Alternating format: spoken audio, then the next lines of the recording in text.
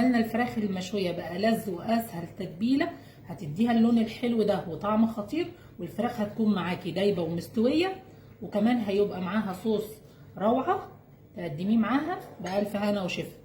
هنعمل تتبيله رهيبه للفراخ من الخضار المشوي، هتخلي طعم الفراخ روعه. فلفل احمر رومي بالشكل ده مقطعين شرايح، قرن فلفل رومي اخضر حامي او بارد زي ما تحبي، بس الحامي بيخليها تحفه.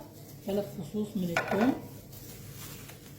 بصلايه كبيره متقطعه شرايح بالشكل ده. هتبلهم بملح، فلفل، بابريكا، رشه حلوه كده من الزعتر، معلقتين كبار من زيت الزيتون. هدعك الخضار كله كده مع بعضه وادخله الفرن على درجه حراره عاليه لمده ربع ساعه لحد ما الخضار يتشوي معايا.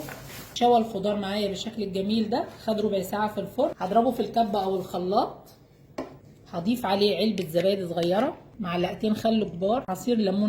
جهزنا التتبيله بقت بالشكل ده. هناخد شويه منها كده على جنب. جبت فرخه بالشكل ده متوسطه الحجم، كيلو 300 كيلو ونص.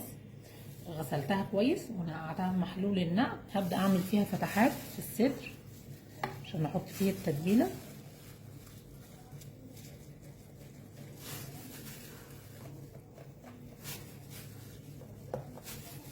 وفي الورك اضيف عليها التتبيله وابدا ادعك بيها الفراخ وادخل تحت الجلد.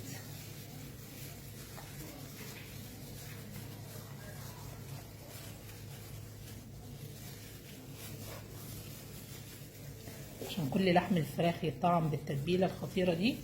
يفضل ان احنا نسيب التتبيله في الفرخه لمده ليله كامله، لو ما عندناش وقت يفضل ان هي تفضل ساعه او ساعتين علشان تتشرب من التتبيله وتديني الطعم الحلو للفراخ. سيبنا الفرخه في التتبيله كده لمده ساعتين علشان تتشرب من التتبيله.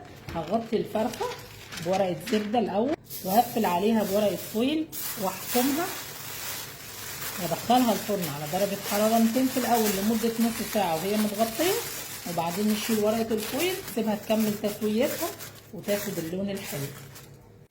استوت الفراخ معايا بالشكل الجميل ده وعملت صوص خطير من الخضار المشوي تحتها، حاجه تحفه.